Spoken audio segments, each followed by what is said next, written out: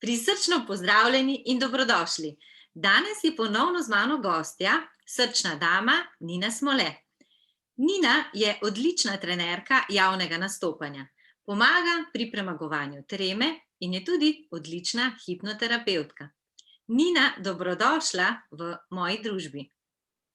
Lepo pozdravljena, Rebeka, in seveda tudi lepo pozdravljeni, dragi Rebekini zvesti oboževalci in poslušalci. Rebeka, moram reči, da mi je v čast, da sem danes lahko v tvoji družbi, ti pa želim nekaj zaupati, lahko? Seveda. Moram reči, da ko si me povabila kot tvojo današnjo gostjo, sem se na začetku kar malo ustrašila. In zakaj sem se ustrašila? Strašila sem se zato, ker vem, da si človek intuicije, da si človek, ki se ne pripravlja na tovrstna srečanja. Jaz pa kot trenerka nisem ravno najbolj podpornica nepripravi in pa kameri, tako da, Rebeka, danes sem samo tvoja. O, super, hvala. Pa pustimo naši intuiciji in srcu, da pridejo točno tiste besede ven, ki jih želi podati naše srce. Danes pogledava utrinek številka 19. Moram iskreno povedati, da je tale utrinek kar drugačen in zahteven, tako da pejva in poglejva, kaj pravi. Naslov se glasi Hlad in toplota. Neprijetna izkušnja. Smo jezni, žalostni, užaljeni, razočarani ali prizadeti. Občutimo neprijeten hlad. Pojdimo na pot odpuščanja. Ne potrebujemo maščevanja. Še vedno delujemo iz ljubezni. Odločimo se, komu dovolimo biti blizu našega srca. Določimo, koga ne pustimo blizu srca. Ne jezimo se več, nismo užaljeni, nismo žalostni, razočarani ali prizadeti. Zahvalimo se za izkušnjo. Občutimo toploto v celem telesu. Najprej bom jaz tale utrinek povedala za svojim besedam, za svojim izkušnji, kako sama doživljam te besede, potem pa predam besedo tebi, Nina. Hlad in toplota. Neprijetna izkušnja. Verjamem, da je vsak od nas se kdaj znašel že v nekem trenutku, izkušnji, situaciji, kjer mu ni bilo enostavno. Tudi jaz sem se znašla, da sem bila jezna, žalostna, užaljena, razočarana in prizadeta. Občutila sem neprijeten hlad, ampak ne bi rekla to na vidiku telesa, da se moje telo ohladilo, ampak je bolj iz vidika čustev.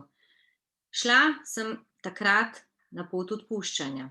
Seveda, določena čustva, določene zgodbe so se tudi v meni, v telesu nalagale dlje časa.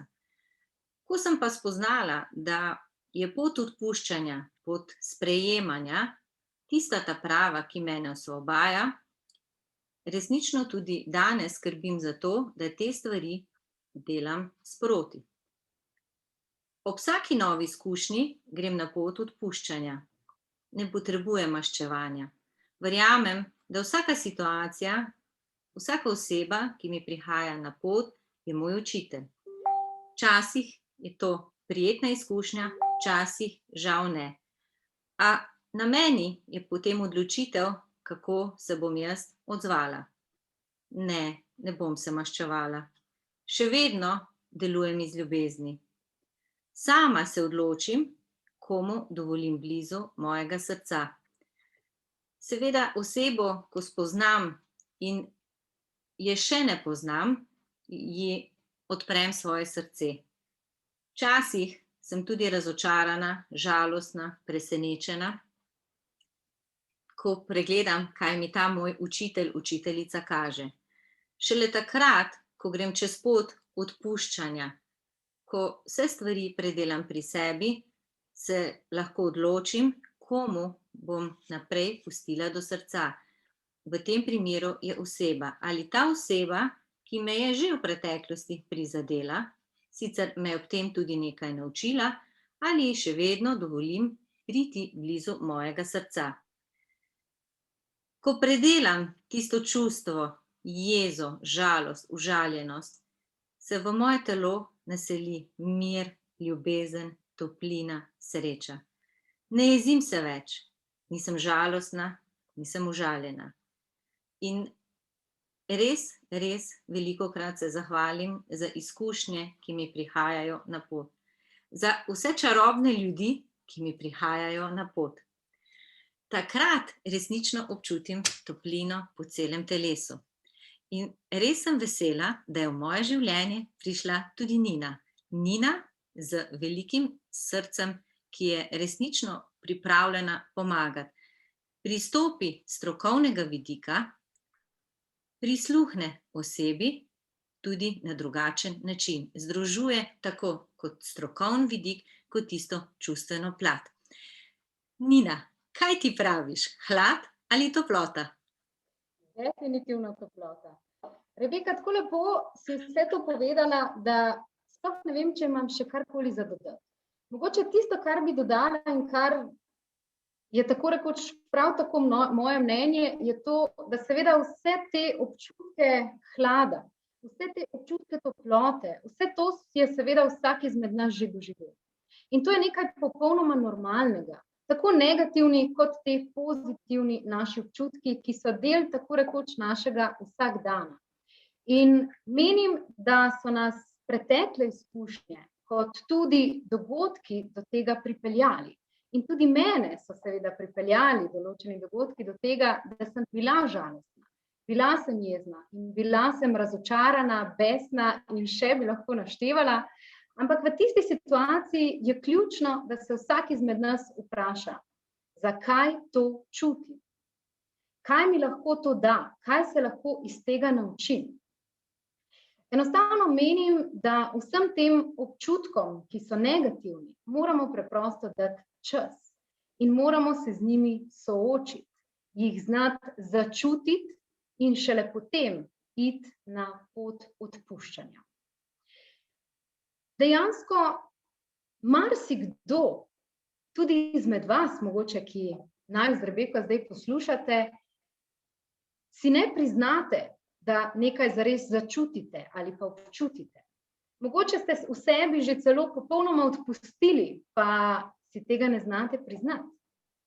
In marsikdo izmed nas enostavno tudi meni včasih, pa saj to se me pa sploh ne dotakne. Vendar verjemite, da temu tako rekoč ni tako. Mogoče se na zavestni ravni zavedamo ali pa mislimo, da se nas nekaj ne dotakne.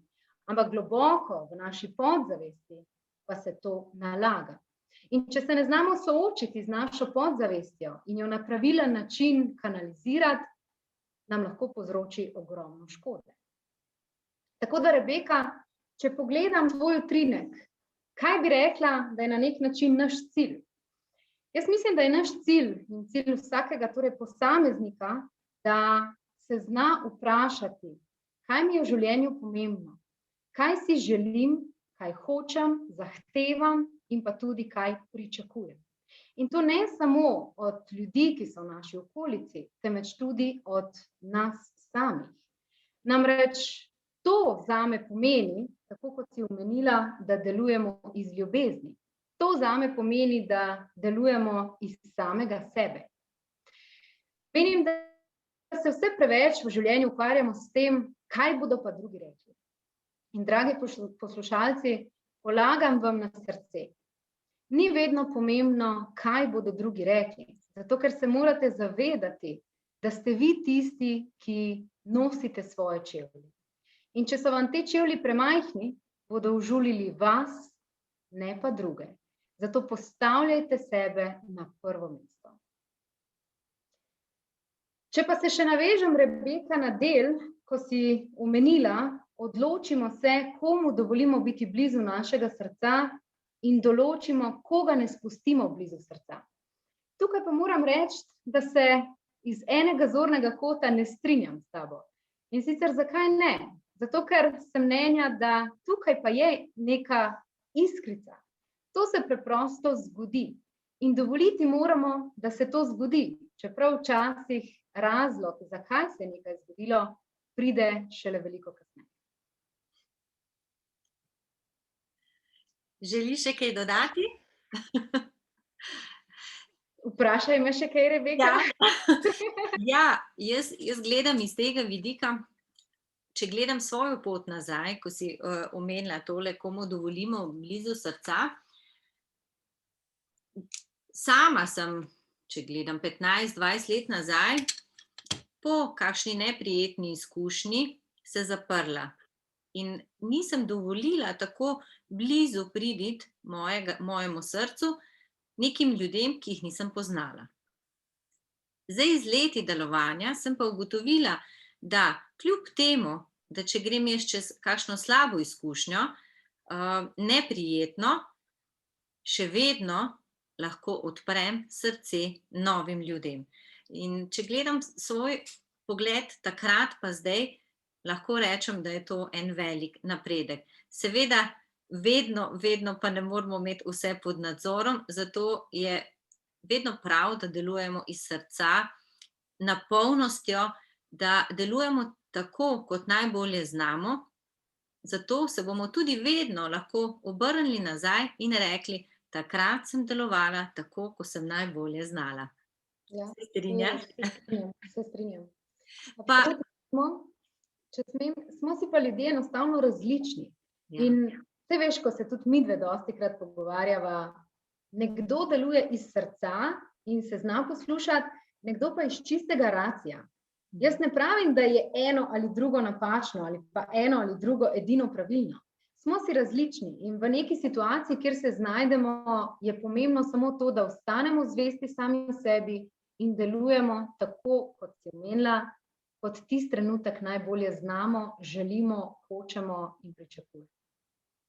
tako, pa da se naučimo vzeti tudi res tisti čas zase, da začutimo to toploto vse, ta prijetna čustva, in ko se nam porajajo kakšnekoli od jeze, bolečine, to, kar so že prej omenili, da se ustavimo tisti trenutek in pogledamo, kaj naše telo sporoča, zakaj me glava boli, zakaj me uho boli, kaj me grlo boli, kaj mi sporoča, ker telo nam ves čas govori. Tako da v določenih trenutkih nam pa tudi mogoče telo sporoča prek razuma, nam želi povedati, da je mogoče se pa malo ustavi in prisluhni sebi. Da mi čim bolj začutimo tisto ljubezen, toploto, milino in srečo v sebi. Ko bi le znali mi nekako skompenzirati glavo pa srce, da bi na isti valovni dolžini delovala. A ne? Svet bi bil lepši in lažji. Ja. Si za to, da pogledava še v karto? Seveda, z veseljem. Pa poglejva napotek za teden, ki je pred nami. Prosila te bom, da boš rekla stop.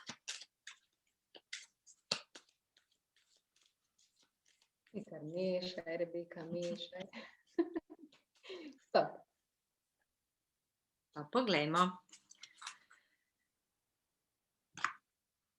Dotik modrosti. Točka preoblikovanja. Kako bi ti opisala to karto? Povezala bi jo, Rebeka, dotik modrosti z utrinkom današnjim. Namreč, če sem prav preštela, je številka utrinka, ki je pred nama, 19. Ja. Če se ne motim, je številka 19 preporod, nova znanja, modrost, razvoj in rast. Je tako? Tako, pa novi začetki, nove zmage. Pa povežemo res z današnjim utrinkom. Številka 19, ki nas vodi k novim zmagam, novim modrosti. Dotaknimo se jih na resnično moder način. Bodimo mi tisti, ko smo tule gor, in včasih samo opazujmo. Ni nam treba odreagirati takoj. Preudarno, srcem, verjamem, da pridemo vedno do tistih ta pravih rešitev. Če počasi zaključiva, kakšen stavek bi podarila vsem tistim, ki so danes z nama? V enem stavku, Rebeka, bi jim podarila naslednje. Dovolite si biti vi in se ne ukvarjajte s tem, kaj bodo drugi rekli, temveč delujte tako, kot sami najbolje mislite, da je prav, in razvijajte svoj notranji potencial. Odlično. Tudi jaz želim vsem, ki so danes z nama, veliko topline v telesu. Upajte se iti na pot, kjer vas vodi srce, tisto izkoristiti, kot je rekla Nina, svoj potencial do vaših novih zmag. Se vidimo kmalu v utrinku številka 20. Adijo! Adijo! Hvala, Nina! Z veseljem, Rebeka!